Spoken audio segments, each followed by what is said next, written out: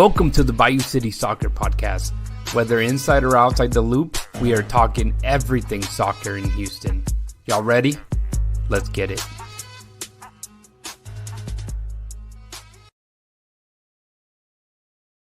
Well, I thought up until the red card, we played very well.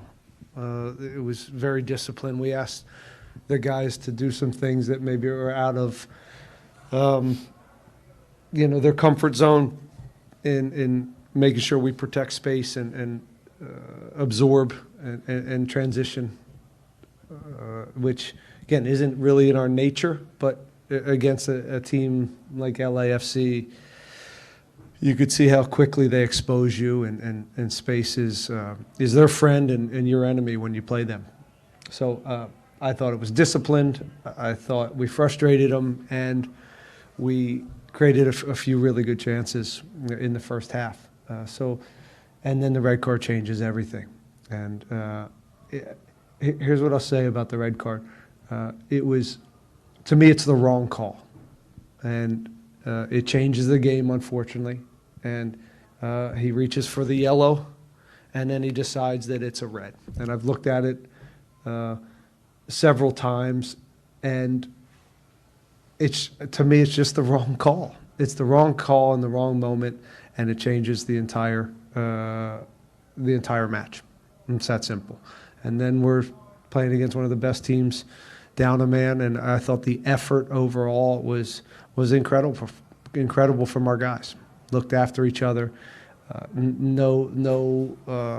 wasn't a lot of frustration. I thought we haven't spent a lot of time in kind of a 5-3-1, and they did it really well. And what pisses me off is we gave up 2 set pieces, and that's the controlled phase. That's the controlled state.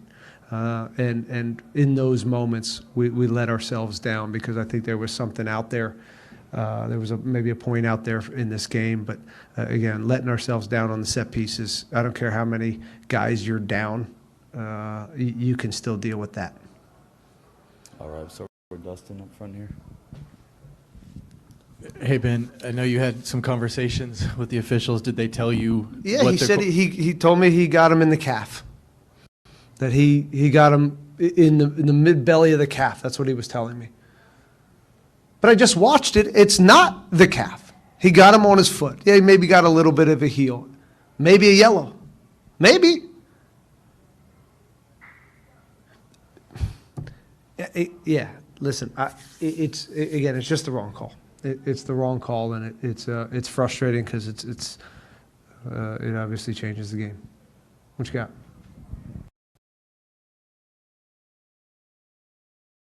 Welcome to the Bayou City Soccer Podcast, man. We had to play that clip to open some wounds, or maybe some wounds haven't healed yet. But man, Ben Olsen was just not happy, and we'll get to that, of course. But welcome to the show. Welcome to, again, the Bayou City Soccer Podcast, streaming live Monday nights, and of course you can hear or go back, I guess, and watch it on YouTube later if you would love to, or the podcast feed. But I am not alone. I am joined by the best co-host in the world, Cristian Portalias. Brother, how are you? Welcome to the show. I think I muted you by accident. You may have to unmute yourself, but I do love your shirt. Yeah, you're good. Okay, we're good.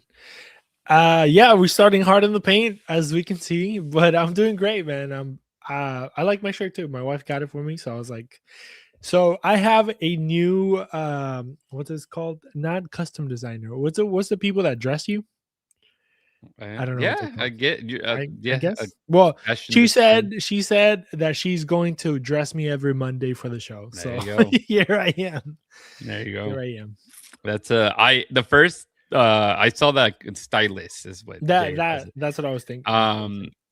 What's it called? Yeah, we're not that fancy. Clearly, Clearly. I dress myself like within a minute. I just not even a minute. Sometimes I do everything I need to do, from brush my teeth to put on my tennis shoes. You know, it's basically like I went to the army in that sense, like military style. Basically, yeah, quick time Get it. the job done. That's it. No, I do like your shirt. I first glance when I first saw you, when we first got in here, I was like, is that a Japan shirt? I mean, he was close, thinking about Korea and, Right. without the LAFC, quote unquote fans of, Sunny out there, that a lot of Korean people. And I was like, I think you got the wrong jersey. You got the wrong jersey, man. No, esto se llama, I think it's called I think in Argentina they call it firulete. So it's when you look at the buses or like signs or it's like the Buenos Aires like typography. So it's like all these little like nice little Yeah, it's pretty. firuletes, so they call It's it. really cute. nice. Yeah, It's nice. It's nice. Something very Buenos Aires. Yeah, absolutely. Yeah, again, we're letting people trickle in. We tend to do that the first 10 minutes or so. Well, people were scared, huh? They saw Ben. They were like, what's going on? Happened? They got Ben on the show. Yeah. And yeah, I mean, we were seeing that, obviously, like Emilio said, agreed, yellow at best. Can you read this one? That's like burp. Bruh, scare the F out of me. Seeing Ben thought he was actually yeah, exactly. That's what we were going for, man. And the David, buenas noches, Buenas amigo. noches. Got the 3 stars too. Oh yeah, I just realized that's technically a new one. Yeah. Granted, 4 years old at this rate, right? Since the World Cup is this year. Right. We might add another one. Who knows? We'll see. Yeah, at this point, who knows? Yeah, obviously the game did not go as expected. You were there as media, watching it from the press box. You did get to ask a question to Ben Olsen in that press conference. So, if you are interested and haven't watched the press conferences yet, go to the YouTube channel. Not right now. Keep it watching it live here. Yeah. But you can catch obviously all the videos when it comes to the pre-game, post-game conferences that we get to have with the coaches. You also get interviews that we may do, and of course the podcast if you want to go back and watch it on YouTube. I've said this before, man. I don't know. I thought I was a big YouTuber back in the day, like indulging in on it all a lot of it, and looking back, all I did was watch funny videos, people getting hurt, breaking limbs or something in between classes. I saw. I guess that's what YouTube was at one point. Now that's what it was. Now, or what cat videos, or when people. Now it's grown. It's grown, and I don't know. I did not grow with it. I do catch myself using it to like get things done around the house. I hope everybody else does. See a professional do it, and then just take a stab at it. But nowadays I try to watch it specifically, and that'd be a shout too, since I'm wearing the Houston Dash hat for the Orange and Blueprints. Honestly, I've been trying to they do a fantastic job, and instead of watching or listening to just a podcast feed, I have been attempting to watch it on the YouTube to see both Manny and Diego talk and discuss about everything Houston Dash. Shout out to them. Do you want to, since I already kind of did that shout out, you want to go ahead and tell the people how they can connect with us? And 100%. Kind of go from there. Yes. So the website guide is BayouCitySoccer.net. That's where you're going to find everything and anything that we do here soccer related in the city of Houston. So go make sure you check out the website. You can find us on X, Instagram, Facebook, TikTok, and Blue Sky at Bayou City Soccer. You can check us out over there. As always, we want to thank Ugly Guppy at uglyguppy.com for being one of the sponsors at Elotes Bravos. You can always catch them on in and around the stadium at Show Energy, and of course at We Got Soccer, WeGotSoccer.com. Don't forget, if you go to the store, one of the 2 locations that they have in the city of Houston, you say that you come from us, from Bayou City, and just use the code Bayou City 10, and you can get a $10 a 10% off discount for anything that you purchase over there. So go make sure you check them out. Make sure you use the code. Make sure you get some nice gear for yourself.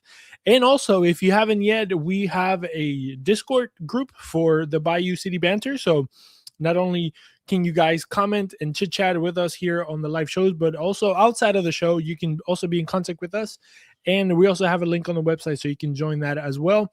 We're going to start a new thing as well. So we're going to have a way for you guys to actually call in, quote unquote, into the show. So you're going to be able to leave a voicemail and then we'll play it on the show. So if you're a member and part of that group, you'll be the ones to be able to do that. So if you want to be part of the show as well, not only in the comments, but also with your voice, make sure you join the Bayou City banter and, leave your comments there. So we'll get a little number going for you guys to kind of call in and leave a voicemail.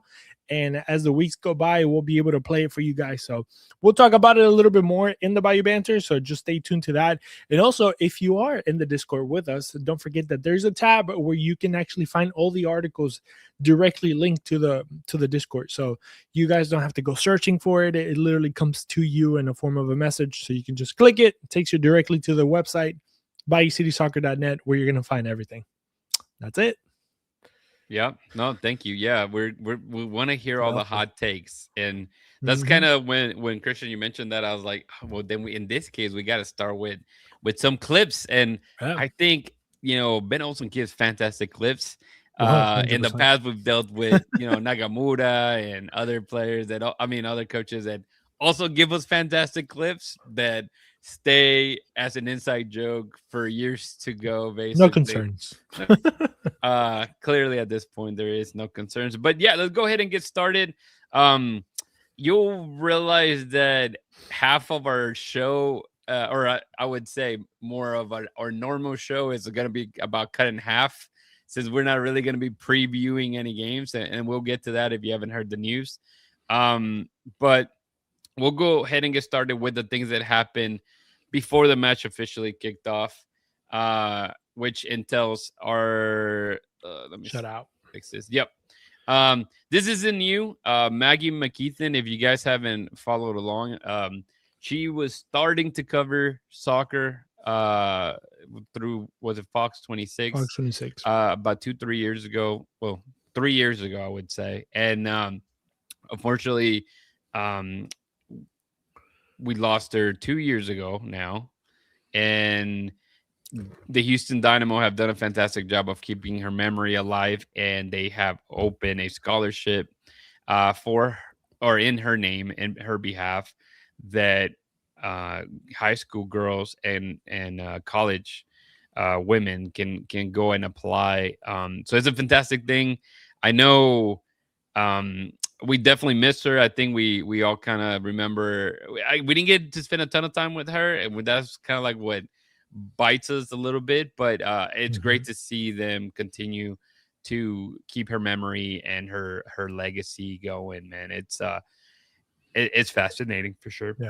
Yeah, we were lucky to have her on the show. I think one time at least, and yeah, I mean, she was amazing. She was starting to get into soccer, and you can tell like she really loved the sport for what it was and how it brought community together. And I think she was also kind of newish to Houston, so I think she felt and she saw what a lot of us see, right, in Houston, how the sport brings cultures together, people together. Or you don't need to know language. All you have to do is literally kick a ball around, and literally everybody comes together. So I think she understood that very well. And she was doing a great job. So it's unfortunate, what happened with her. And we just hope to keep her memory alive. And shout out to the Houston Dash and the Houston Dynamo organizations for keeping that name alive and for keeping her memory alive. Yeah, I mean, she was such a great person and community leader also. Yeah, absolutely, man. Well said. Next up on here was that the team did announce a sellout for the game on Saturday against LAFC. I mean, we kind of expected it to be a full house. Just when big names come around Houston, there's an influx of casual fans or just fans of a specific player. In this case, I mean, LAFC already has a big pool. I mean, they were able to draw Manny Olivares into that a long time ago. And I will give him credit. He was not wearing an LAFC shirt. Oh, wow. I could see him from where I was sitting, and I'll talk a little bit more about that. But he was wearing the same jersey I was, which was the purple one from the recent or former, I guess, away kit that the Dynamo were wearing. So I uh I was saying, I told my wife as soon as I looked left, I was like, "Hey, there's Manny." Like, I mean, he was really far, but I could Yeah, see him. And then I took a video and I sent it to him, and I'm like, I see you, bro. I see you. Good job of not wearing a different jersey here. right.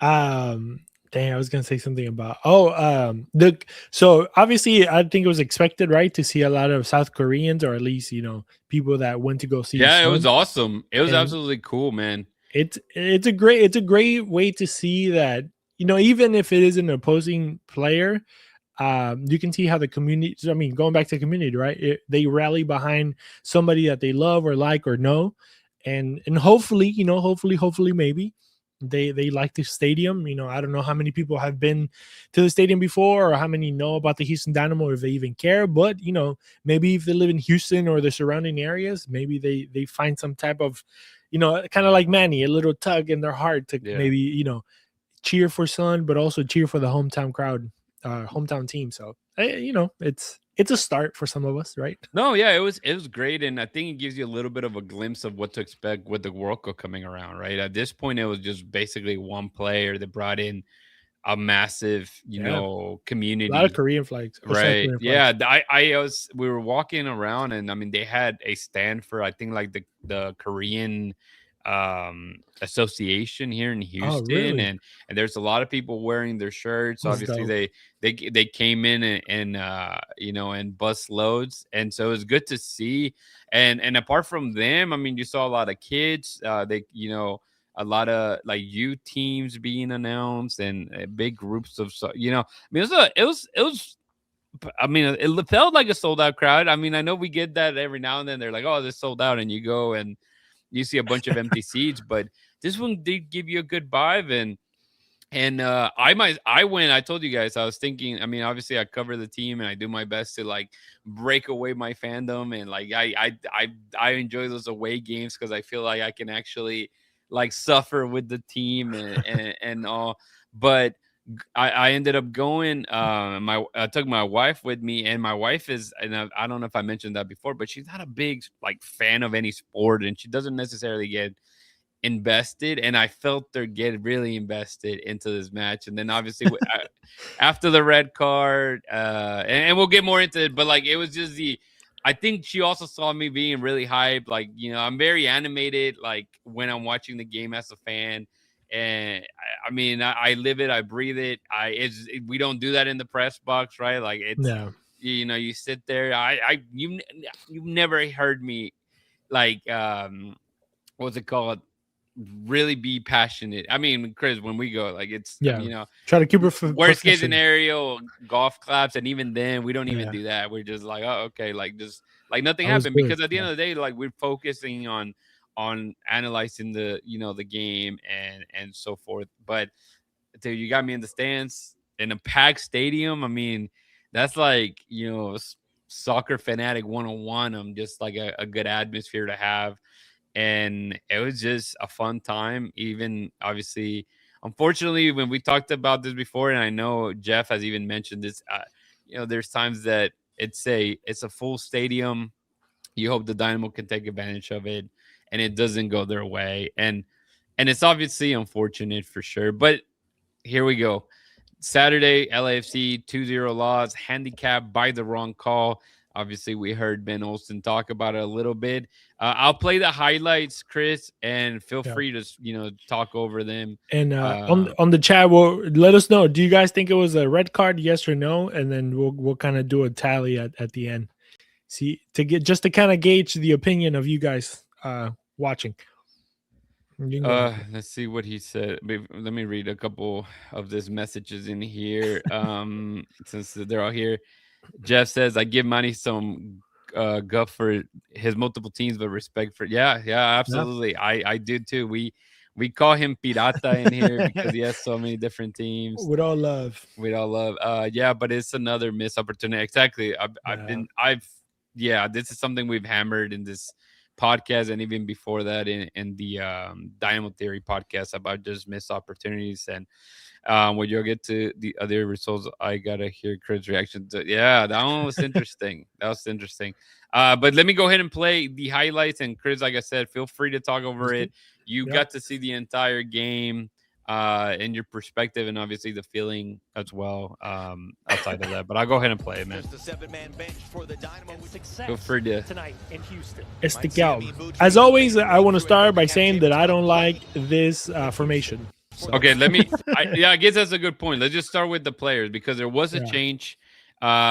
Inside, we were kind of hearing that Ponce looked like he was injured, that he had missed practice on Friday. Obviously, we were able to talk to Ben. They were asked about the health of the club, and they kept that one close to the chest. They didn't say anything. And come to find out, Ponce was, out of the team match altogether.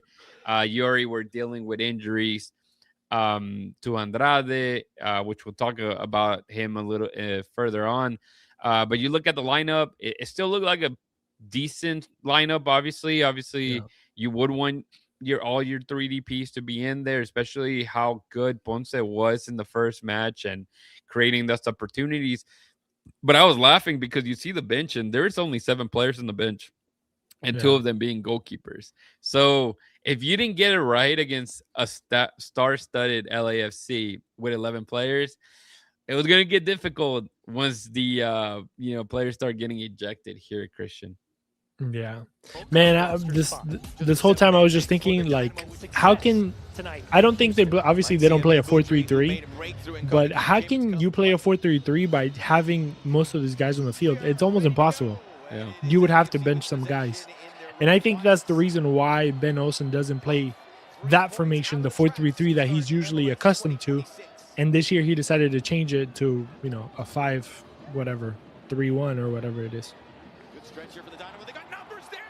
Man, that was a good save by the goalkeeper there. Yeah. I was listening to the interview of the press conference for the LAFC coach. And he said, we were the better team even before the red card. And I feel like it was pretty even. They did have more possession, but you kind of expected that because of how they've been playing.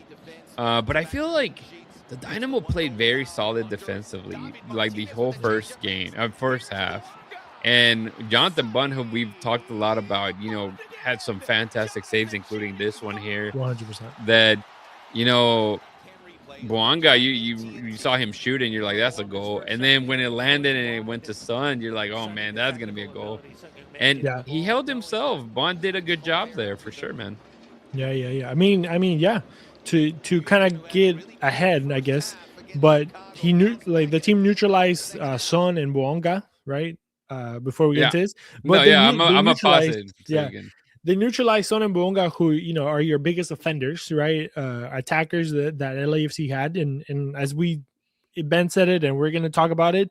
Both goals came from said plays where the defending or the lack of concentration or whatever you call it. Or whatever it might have been at that point is what basically was the thorn on your side when it came to that game. But, easily that game could have ended 0-0 or maybe 1-0, but easily could have been 0-0 for sure. I mean, it was one of those games that 0-0 would have been, a more than fair in a way, just because of how the Dynamo defended super well, especially with those 3 center backs kind of holding Son and Boanga out of the picture. Yeah, before we get into like the red card, that obviously there's no way about it. Like, it changed the game altogether. Again, you playing the best team currently in the league for sure. I mean, Miami obviously made a case by doing that big comeback against Orlando, but I mean, LAFC destroyed Inter Miami in the first match. Winning 3-0, and that wasn't going to be the case. Like, you did not see that being ending that way, as you mentioned. It felt like it was going to be more of a draw or a 0-0, just because of the way that the Dynamo were doing a good job defending. And I think another guy that maybe didn't get that much credit, or I don't know, I haven't really gone through like Twitter and see all the great stuff. I think Ben maybe touched on a little bit on it, but Anali, man, we understand that he's difficult when it comes to the attack as of now. He's just not a dribbler. There's a lot, but defensively, he did what he needed to do to kind of help out the team. And I'm talking all this obviously before the red card and even before the first goal. But he's just a guy that we've talked about this before. He's really a guy that needs to be coming off the bench. He's just a guy that will do much better things for the team when he is coming, and I guess against tire opposition legs at this point. He's not really a dribbler. I mean, he has some little flashes every now and then, but from one good one he gets, he misses like 10, and so it's difficult to kind of be like, make a case for him to start if it wasn't because of all the injuries you're dealing with currently. Yeah, I kind of agree and disagree a little bit too. Just because, so I agree in the sense that I am okay today to quote unquote sacrifice Anali to change the formation. I think the only reason Anali plays in this game or in any other games, that the last two, I guess, is because Ben thinks he's a difference maker, but also he can't make any difference when he starts so far back. And this is something that I was talking to with Germán. We're both on the same page, and and in our group also there's other people on the other camp, which is completely understandable. But me personally and him, we were talking about it, and we don't like this formation. We think like Holmes, for example, well, he obviously got thrown into the fire. If it would have been Dorsey, I think it would have been a little bit better, maybe because Dorsey has a little bit more reach or back and forth, I guess. But Holmes didn't do a terrible job the second game. He was kind of lost in the first one. But Anali it's just he starts too far back. He's not a defender. You need that guy to start from the midfield up, and he can give you a little bit more damage. By the time he gets to midfield with the control ball, he doesn't know what else to do because he has so much space to cover moving forward that there's nothing there. And he's so fast that everybody's chasing behind him, and there's nobody for him to give the ball to, in a sense. So it's one of those that but I would like him on my team as a starter, but at the same time I am okay with benching him and coming off the bench in the second half because I know that Guillermo can give me a little bit more. Exactly. And that's it has to do a lot with the Rohit's playing. He would be on the bench if Felipe Andrade was healthy. That's how I'm gonna put it. If Felipe Andrade is healthy, probably that's where he's gonna play. We know that Felipe Andrade can go back and forth. He basically it would be like flip-flopping between what Dorsey was on the right and whenever you had Franco Escobar on the left, if that makes sense. Like Dorsey, he gives the freedom, and now in this case, I think Felipe is going to be the one getting the freedom. And I pointed out a little bit more in Dynamo too, if you guys didn't get to watch that as well. But did he play on the right or the left there? He played on the right. He did play on the right. You see what I'm saying? Well, he played a little bit everywhere, but he played right winger. Not even I think if Andrade is healthy in the beginning of the season, he plays on the right and Ali plays on the left. Holmes doesn't play. Yeah. Because he's good on both sides. But like I said, me personally, I would rather just start with 4 in the back, but that's also another thing. If you start with 4 in the back, you have to sacrifice one of the center backs. Yeah. And who do you sacrifice when all 3 of them are playing really good soccer, as center backs? And that's the dilemma that Ben has to kind of deal with. And you talk about center backs. So here's the thing. Obviously, now you do lose a center back for the next match, which I've seen this play, no lie, like 25 times. No, bro. And I just don't understand where a straight red comes from. Like, not the type of foul. I mean, you can see that Antonio Carlos is just closing down the play. His foot is naturally going to, a step or wherever it's going to land. He's not going any away in a like dangerous really play. I mean, and it's only one replay that they show, which is kind of. It also straight, like it's a straight red, bro. Like, look at the time. Look at the players. Look how many players there are. Also, you have 3 Dynamo defenders behind that. There's 2 LAFC players right there. Right there. You see how many there are. I mean, dude, I just don't understand it. I've seen fouls that are much, much harder than what he did, and they don't even get a booking. Yeah. And if it wasn't, whatever the case may be, you're protecting a player, dude. A yellow was the right call there, never a red. And to me, I think what infuriated me the most watching it, and this is since I was watching from the stands as a fan, it was and I guess it doesn't even matter if it's like the fan, like the point of view of a fan, or if you're looking at media. To me, one of the biggest things that I have is like, dude, okay, you made this call. And at this point, you knew that, him not going to go look at the monitor just meant like he ain't going to call it back, because he kept lying. They showed him multiple times pointing that he got him right here. And he kept pointing at his calf, like the back of his calf. Dude, he barely touched the side of his foot. Like, you're making BS up. And that's why when we first played that video of Ben, how animated he got with poor Dust in there was fantastic. Because it's right. I mean, the guy's telling you something, and it goes to kind of what we do in like the real world, right? Like, people are like, hey, no, it's blue. And you're looking at it and it's not blue, it's red. But whatever the case may be, like, it can't get to that point. Like, you have to stick to facts. And whenever you're sitting there saying, I saw where it hit him in the right. And I mean, the same thing. Dustin asked pro referees, and that's exactly what they said. Oh, it looked like he got him mid calf to Achilles. Never. It was never that. And so to me, it's like, dude, as a fan, when you're following the game, if you're looking at this type of play that is the dangerous play, and it's a play that is changing the whole game, because it's like you mentioned, it was a tie game, 0-0. Yeah, obviously LA was a little bit more dangerous and had more possession, but Dynamo are doing what you have to do. Is soccer at the end of the day, right? You're doing the defensive work to keep, the game scoreless, and then something like this that the referee, I don't know where I mentioned it, but I was like, someone needs to tell the referee they can't get men of the match. They're trying too hard. They're trying really hard to get this men of the match honors, and all they're doing is just, destroying the reputation by, you're making a bad call.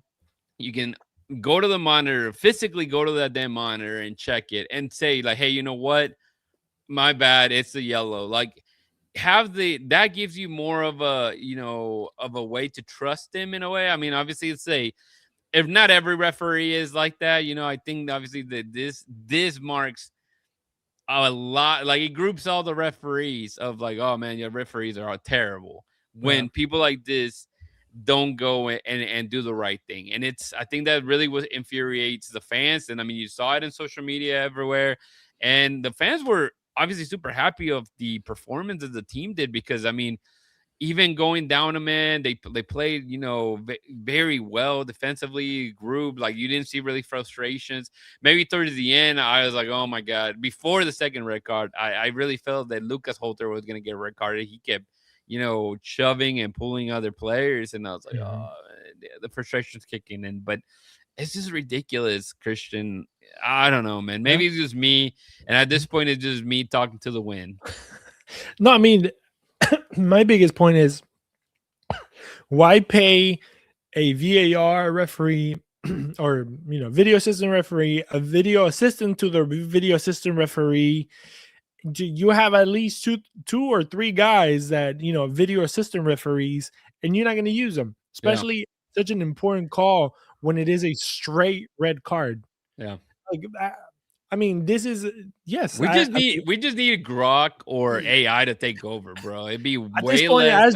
ChatGPT, hey, was this a foul? Like, running through the thing. That's and true. ChatGPT, speak to the ref. According to my, to what I've seen, and there's 45 different angles that I have on me, MLS on Apple TV. I don't see, yes, it was a tough foul. I mean, you can see he does touch him, but to say that a red card is when you deliberately go and try to hurt him.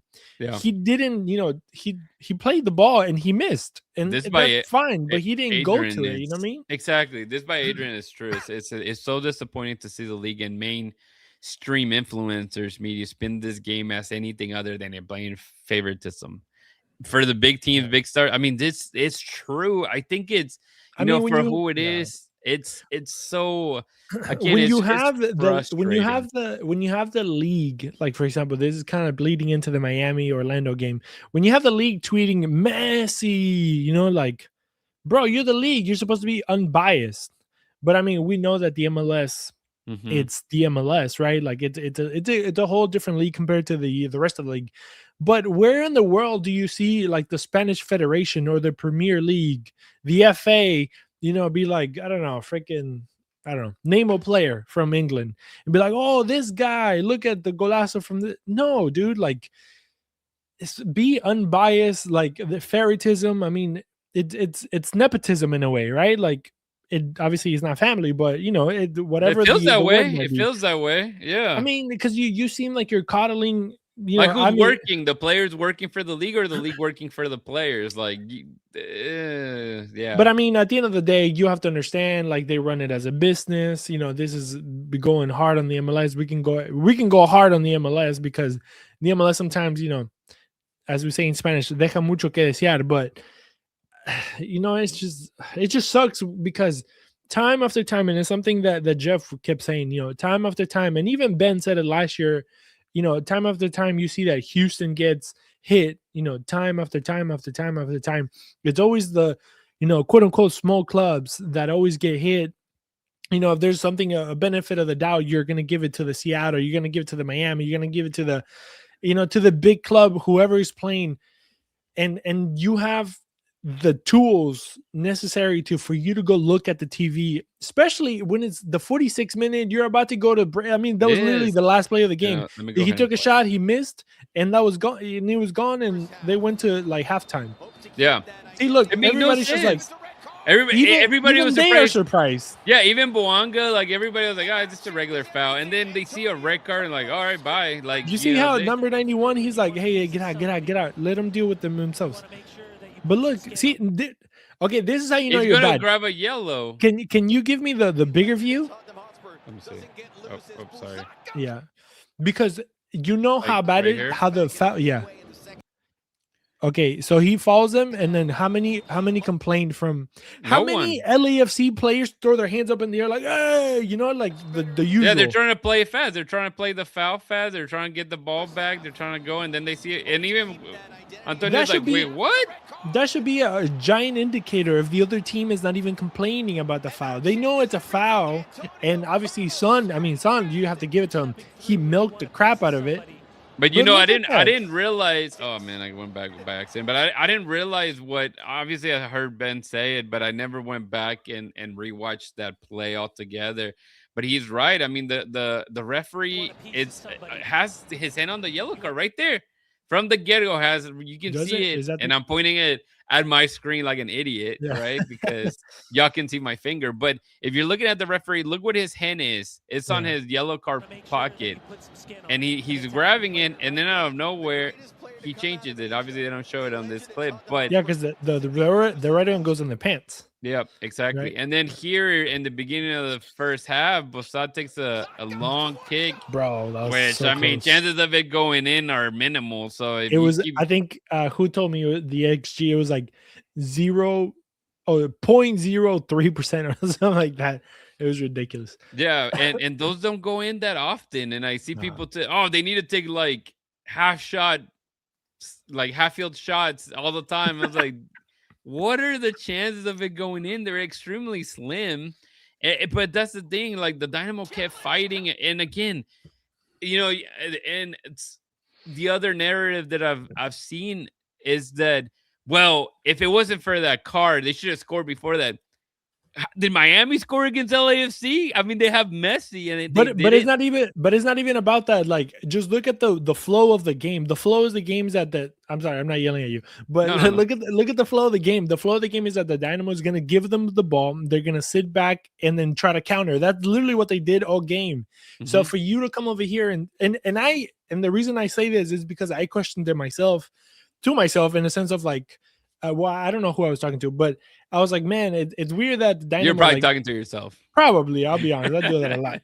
But I was like, it's weird, or not that it's weird, but like, why don't the Dynamo try to put their game and be like, okay, no, we're gonna hold the ball, we're gonna be the ones and let them come to us type thing.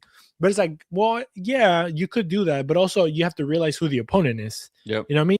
You have it's a tactical game that, want it or not, you have to look at who you're going against. I mean, are you gonna let one guy on a breakaway? Yeah. Like, Exactly. You know? And Jung Mempa says, we were going toe to toe with them until the red card. That's exactly it. I mean, at the end of the day, soccer, football is very, you're playing chess, right? At the end of the day, and you can't put your cards out if you are dealing with a lot of issues that, you think about the center backs, older center backs, like you need to be more controlled knowing the weapons that you're dealing with and that they're facing. And they were doing exactly like the game plan was going perfectly, As much as I don't like the game plan of defending, like the Mourinho type, is like, oh, we'll get them in the counter. As much as I hate that, because I'd rather like lose by going up and like actually challenging it, that's just the nature of the game. Like, you're going against a really good team who's probably the best team in the league. You have to like concede the fact that maybe they're gonna overrun you in all those shapes on the field, and the Dynamo is not complete yet. I mean, we think it's complete because we see a lot of the big signings it was playing, it was the same playing style that they did the first game. It was really the same thing. That they gave fire the ball, dominated. And they were looking for a counter with the new pieces that they have, and unfortunately, it just didn't work out this game. Especially after that red card. The red card changes everything. Again, if you're going against the best team, and now you're handicapped, right? You literally are fighting Mike Tyson with one hand behind your back. Yeah. It's not gonna go well for you. Eventually, you can protect your face, you can protect your gut for a good couple rounds, but towards the end of it, it's gonna hit you in the face and you're gonna go down. And that's exactly what happened. Yeah, I'm looking at like some numbers for the first half. They had 2 big chances according to FootMob, and the Dynamo had 1. So I mean, it was super even. I mean, obviously possession was not. It was 66-34 according to this. 12 versus 12, 10 versus 12. That's true. I mean, they had the ball. They had no possession. They had no shots. Takes shot. I mean, there's a few very small opportunities, but the Dynamo did what they needed. Like they did exactly what needed to the way to approach this game. Now the goals that they score, they're very good goals. I mean, they're set pieces or whatever, but there's somebody else had to step in there. They give them too much space. And then you get to this goal here. You knew it was going to be a red card. I mean, he's the last man. That's a straight red every day. No, but it's at this point, what can you do, right? I mean, you're exhausted. Héctor Herrera does come in. Matthew Arana does debut. Agustín Resch, Dynamo 2 guy, also gets a debut. Everybody got a debut this time around, and it wasn't like You get yeah. Here he goes. And both goals were the same way. I mean, that one didn't go in. Yeah, that one was tight. That was pretty close. Yep. But I mean, it was the 75th. You were going towards the end. It was, it was get a red card and hope that we tie it up type thing. Yep. And then this perfect execution by LAFC, honestly. Very good. Both set pieces. Because they had the right amount of players around the box. You see that? Like, the draw man, even though he stepped up right there, they had an extra guy. So, yeah, I mean, again, you exactly like the idea of, okay, you lose a man, and why did you lose? Like, it's I don't know. It just like gives me a headache when people the narrative also, like you should still win. Pause it right here. Yeah. It was the previous play. So Nali did, I think, I don't know. It was a 50-50, right? You take it or you pass it back. It was kind of crowded in the middle, but whatever. That decision is whatever. Something that maybe I'm being too picky, but right after this, he gets a corner and Jack goes to take it. Completely understandable, but also why hit an outswinger when you can have Héctor Herrera come in and hit an in-swinger and just create chaos inside the 6? Because all the corners were outside of the 6. I mean, the possibilities of scoring. Yeah, I'm And done with this. I'm done with this. It doesn't really matter the last few minutes at this point. Who cares? I will share this picture because the photographers are awesome. They do a That's great good. job with this picture. So we'll post that. But yeah, I mean, it's one of those that it's a, and I guess I have I have the stats here too. I mean, we talked about it. I mean, 29% per session Yeah. for 71. It obviously got even more inflated after the red cards for the Dynamo. You look at the amount of, they had 12 shots, 18 for LA, 3 shots on target, 6 for LA. Big chances, as you mentioned. It was Look how many basically fouls they that. committed.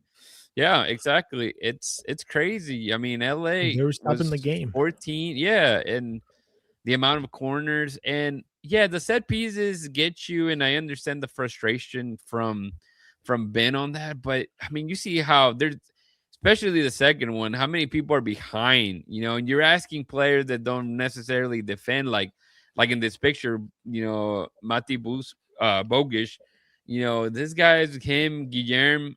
Whenever you go down a man, especially defensively, you lose the best presser that you had because Ponce being out. Linger, you have to substitute him out, and so at this point you have really nobody that is a guy that is defending the first line of defense. So it just changes your game plan, and again, you don't go into a game saying, oh, I'm gonna go down 2 men, so this is what I'm gonna have to do. It's that what happened? It went I down. guess I guess on Facebook. Maybe And not maybe Facebook. I'm tripping. On YouTube. I don't know how. We'll see the comments. It's all right. It might not be down there, but is there? Everybody go to go to X. And yeah, go to X. Probably because of playing the highlights, it'll crash it every now and then. I may have to upload it again. But yeah, I mean, even when I put it in here, I know we do the stand out and let down. At this point, it doesn't matter. It really doesn't matter. It doesn't matter because I think we've taken enough time, to mention. Yeah. No, yeah, for sure. Yeah, I mean, easy. You can say Bond. He literally saved the game.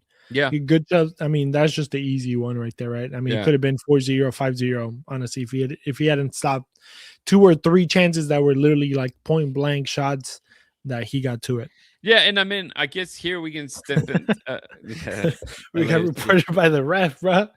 We got reported by the ref. That's fine. Not to worry about it. I'll post it later. Yeah, so I guess the good takeaways was, as we mentioned, Héctor Herrera makes his debut. We got a red card by YouTube. I mean, didn't YouTube, wasn't there like the main sponsor for LAFC? Maybe there's something right there at this point. They're like, you can't talk crap about our team on our platform. Yeah. I mean, that's the thing. Well, LAFC didn't do anything wrong. You know what I mean? They played their game. They played their game. Jay, you're the closest. You're the closest to LAFC. Go do something, bro. Yeah. It's fine. We're still here live on X, but I'll make sure to post this later on. Hey, don't forget to go put a thumbs up if you haven't yet. Maybe that will help us. They probably were like, "Hey, too many people watching, not enough thumbs up." Right. Go click that. All right, my bad. Go ahead. No, you're good. Yeah, I guess. But yeah, somebody asked about something good. I think we were talking about. I don't know if you guys heard it, but Bond, he stopped a really good shots, and I think he was probably, if not man of the match for the Dynamo, man of the match for the Dynamo. It looks like it's still working, so I don't know. Maybe it just booted us out for a little bit. Who knows? Anyways, we're good. Yeah, but no, exactly. It's one of those that, like, the good takeaways, even though it wasn't what you were hoping to get your debuts, in the sense of Agustín Resch comes in, this 6'6", 23-year-old Argentinian. He looked good. He had one clearance that hit him right in the face. And Go listen to what Ben said about him. He was like, I don't know if you heard it. oh, but like I didn't know who he was. Like I was into him last week, basically. Yeah, that's hilarious. Bro, Yeah. I was like, I bro, just what do you met the think? guy. We brought He's him in playing for for you, bro. yeah. That's crazy. Yeah, I mean, he was trying to be funny and sarcastic, with a lot of truth to it, though. But he looked good. I mean, he's a guy that we saw in preseason. He was one of the. I mean, obviously, all the or a bunch of the guys that were drafted were with the first team during preseason. But Agustín was the one that looked like he was getting plenty of minutes. And much He probably like his parents probably asked him, "Hey, like, you think he'll play today?" And be like, "Nah, like we're playing, boy, guy and son.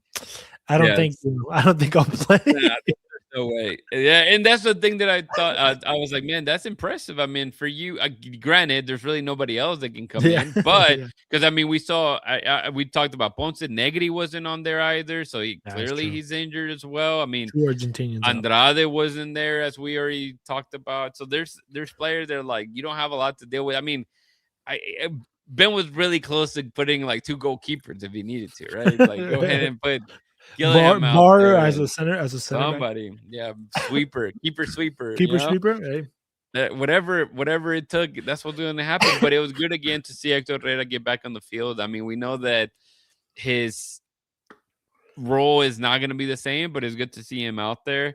And obviously Matthew Arana, a big deal of him getting his debut and getting a couple touches. Yeah. So again, not a lot of spend time, dude. It's been 50 minutes since it's kind of crazy. We've kind of gone through. Let me ask the chat because I think I don't want to, even though 2 things on Arana. One of them, obviously the kid is really good. He didn't get a lot of touches, so we don't know how good he is. You saw him play with Dos, so I think you probably have a little bit more to say about him. But number one, he got hoed. He got host, as somebody would say. He went in without, honestly, he had no business being out there. If you're gonna debut, you want to debut in a better situation. But I think it's kind of, it is what it is type thing. And then number 2, I forgot, but he was the youngest Dynamo ever to play. And MLS said he is the first player in MLS history or in MLS to be born in the 2010s to play a professional game. That's mind blowing. When I heard he was born in 2010, I was like, bro, this is crazy. I'm too old for this. But my question for everybody in the chat: what were you doing at 15? Do we really want to know? That can be publicly shared. But yeah, again, at this point, you move on. You do lose 2, very good players in Antonio Carlos with a red card, and with Bossad obviously getting red carded. I don't think there's been any news on how long their suspension is, since both of them were straight reds. Who knows? And I don't think they're really going to be able to appeal any of those, red cards. So it's so dumb. And at this point, you were going to have, come in and, you would be flying out and to Boston for the Brooklyn Reigns against the Dynamo showdown. And it's being postponed. And it has to be with the weather, supposedly. I hear that it's also has to do with the actual the field in the stadium isn't ready. So whatever the case may be, the Houston Dynamo will not have a game this weekend. So there's really nothing for us to break down. I told Christian and all you guys, and I'm gonna be out of town next week. So I was like, Christian, you got the keys to the car, man. You know how to drive. Whatever, however you want to deal with this, hopefully feel free. But I mean, everybody gets and Christian, I put this here because I think your divination should be the Dynamo won't be losing right this Saturday.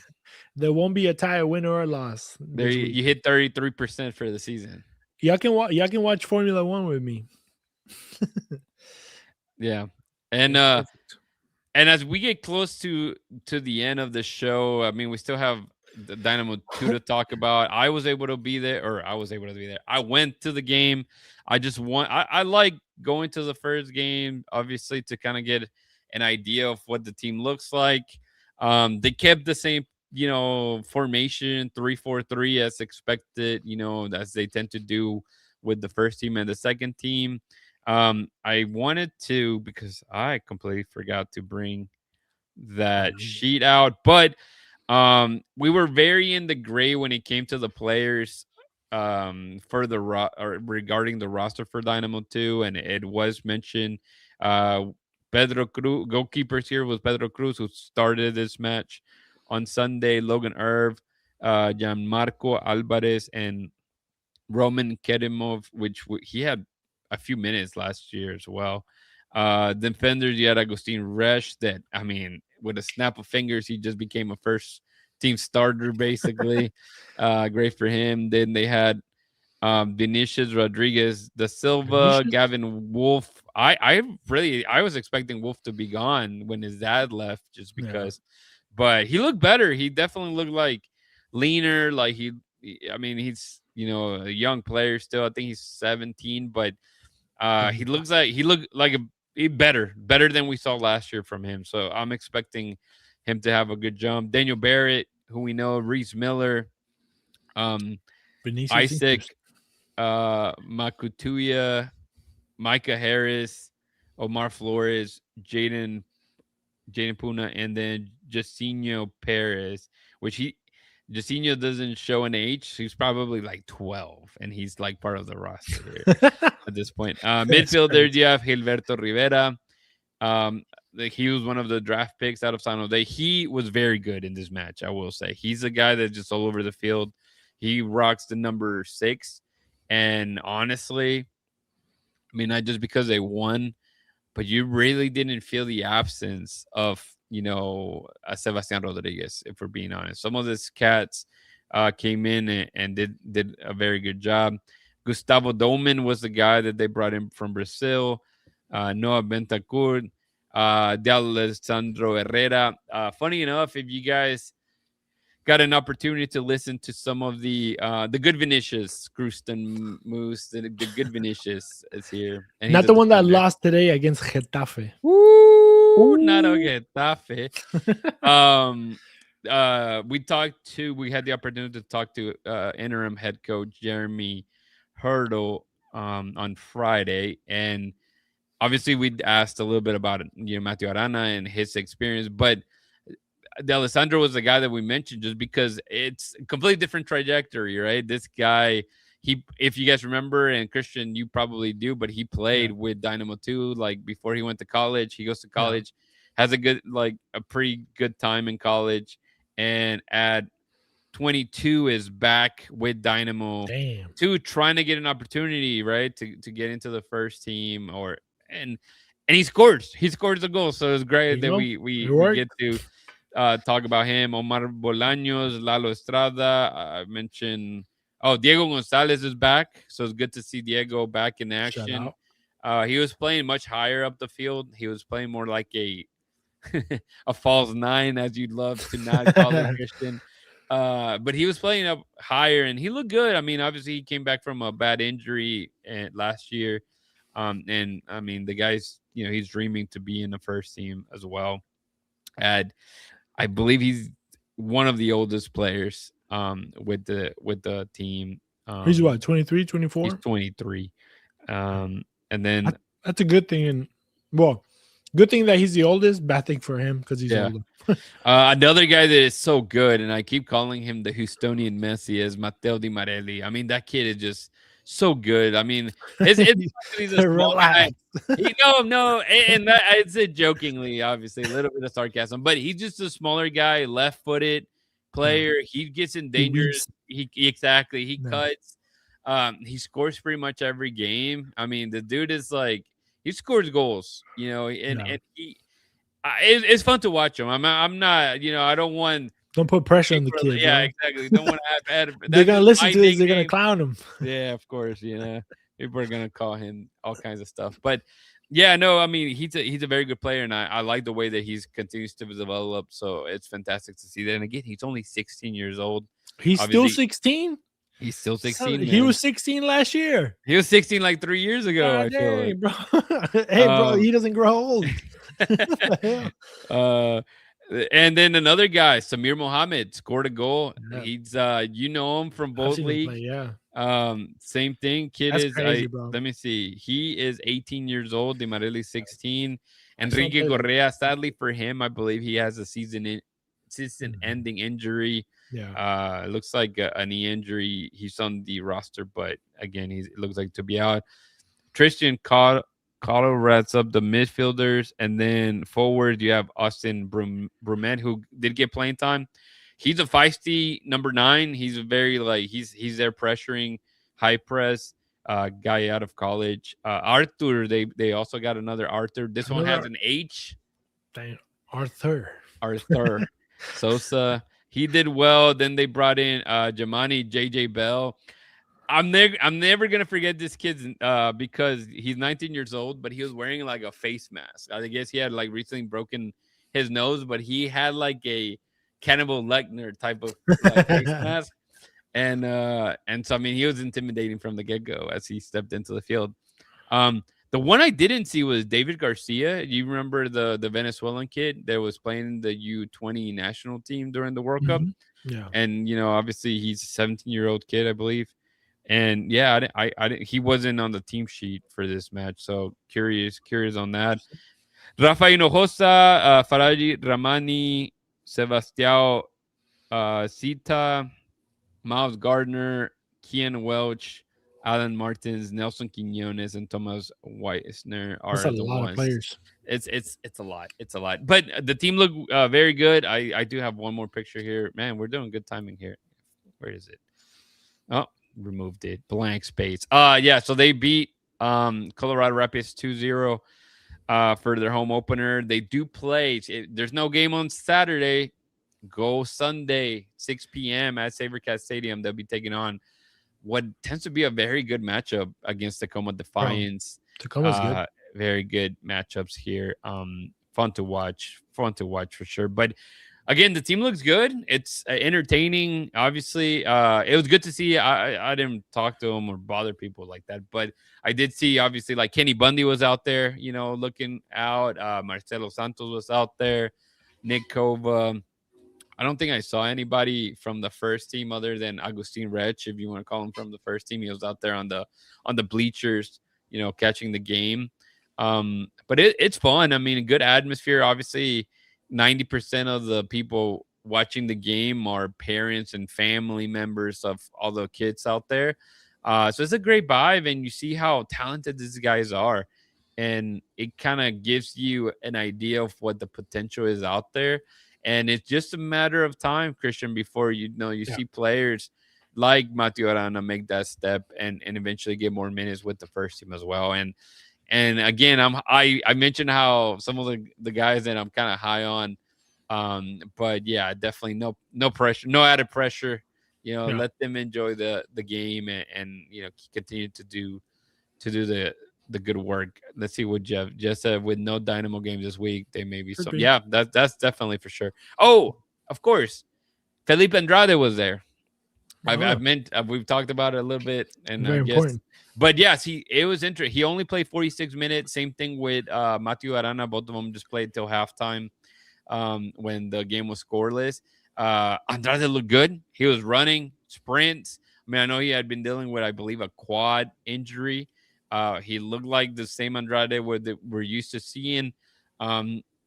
Same thing when we kept seeing him play in Dynamo 2. The couple games he was there before he made the jump to the first team. Kind of everywhere. A lot of you see him and you're thinking maybe he's a center back. No, I mean, this kid was playing like 10. He was playing out wide.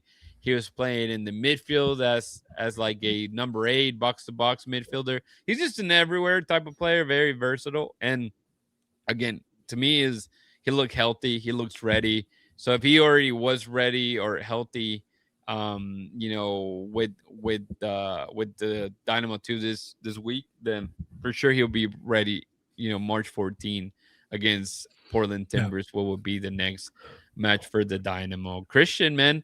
I don't know. I guess you won't be doing Dynamo Tuesdays, at least not this one. We have JP taking care of Dynamo 2, and so it'll be fun to see for what he writes up, and see if it's close to close to what I saw as well.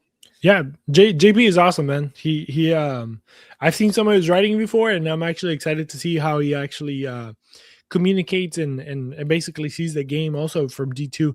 I think he'll give a really good perspective.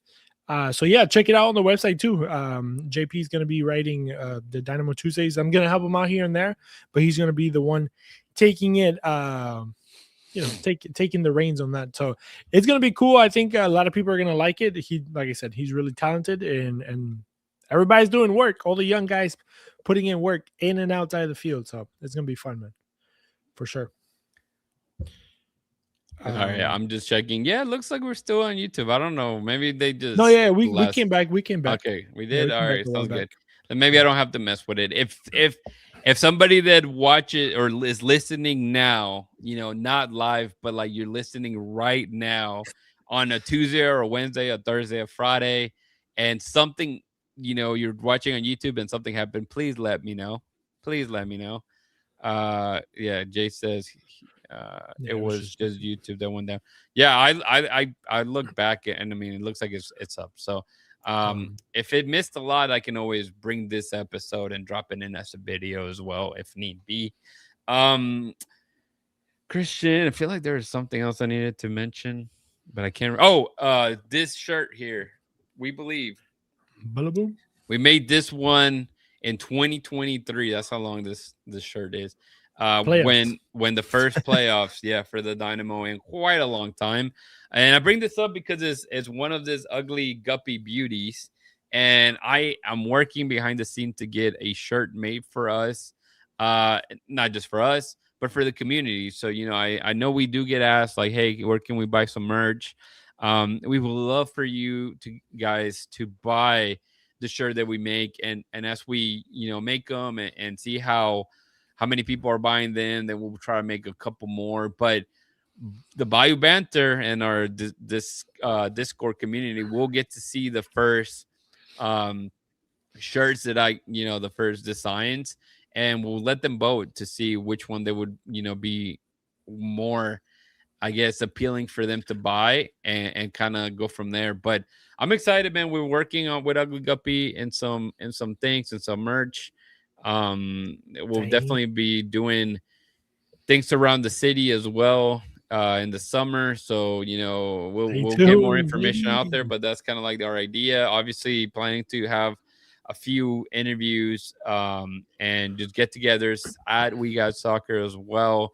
It's just gonna be busy. There's just so much time in a day, but we're trying to make it happen. And I know I already gave a shout out to Manny and Diego on the Orange and that's a beautiful podcast. I will say I was lucky enough to go. Lucky enough, I had to drive over there, but media was invited to their party unveiling. Obviously, they released a brand new kit on Thursday. Beautiful kit, and I got to go see it and live, and it was a great little event that they had for fans, and got to talk to Angela. And who was it? Who's Angela?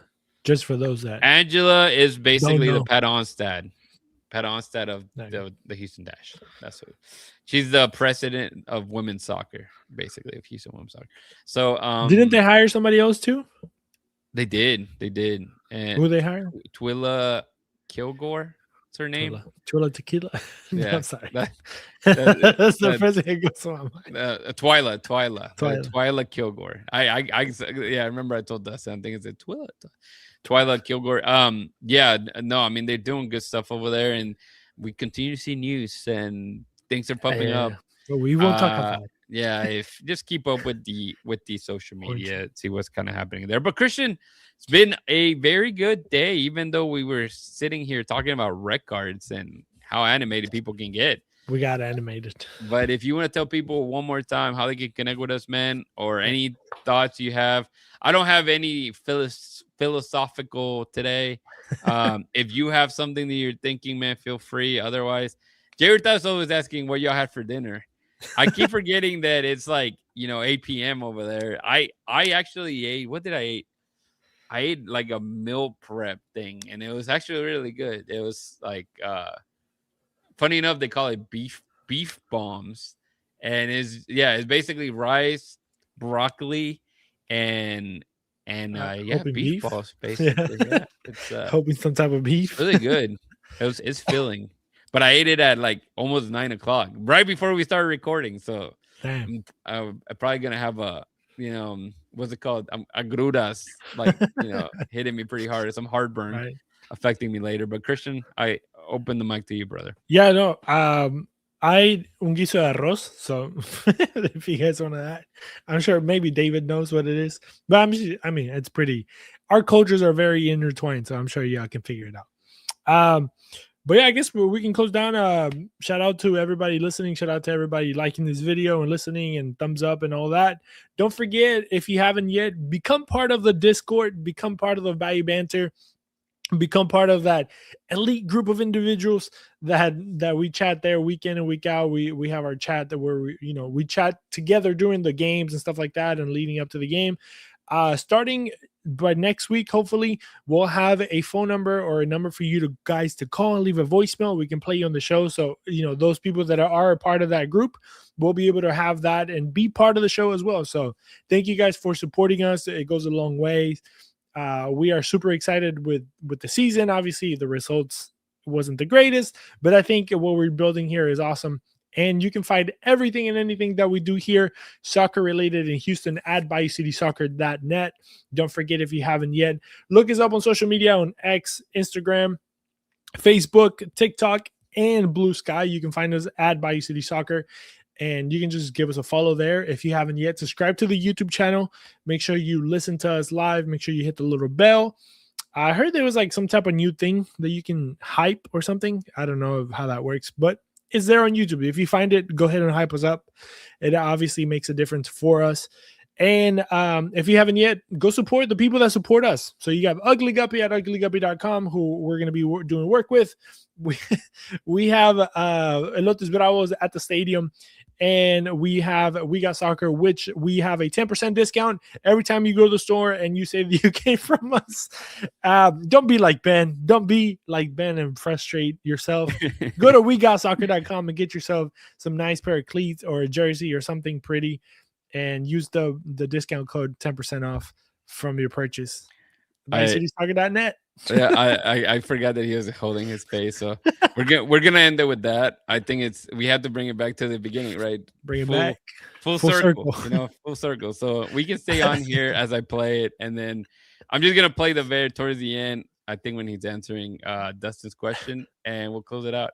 I know you had some conversations with the officials. Did they tell you? Yeah, he said he told me he got him in the calf. That he got him in the mid belly of the calf. That's what he was telling me. The mid belly. But I just watched it. It's not the calf. He got him on his foot. Yeah, he maybe got a little bit of a heel. Yeah. Maybe a yellow. Maybe. He's so mad, bro. Yeah. Listen, it's just the wrong call. It's the wrong call, and it's great, frustrating because it's. Dude, I'm jealous. Immaculate. If you're jealous, I just laugh how he looks away to Dustin. He's like, "What you got?" To whoever was next. Like, dude, I'm done talking to you, Dustin. You piss me off. I don't want to keep talking about that. It reminds me of bad things. Anyways, y'all have a fantastic week. We'll talk to you. Well, I guess Christian will be the one on here on next Monday. Yeah, please join me. Don't leave me alone. Yeah, I'll try. We'll find a guest for you. I think we'll do that. We'll try to see if a guest pops up. But don't forget to hold it down. Keep it forever orange. And I watched it. I hope you watched it too, Christian. I mean, it was clearly not the right call, wrong call for sure. But yellow, red, who knows at this point? Anyways, y'all have a good time. We'll see you next time. Monday.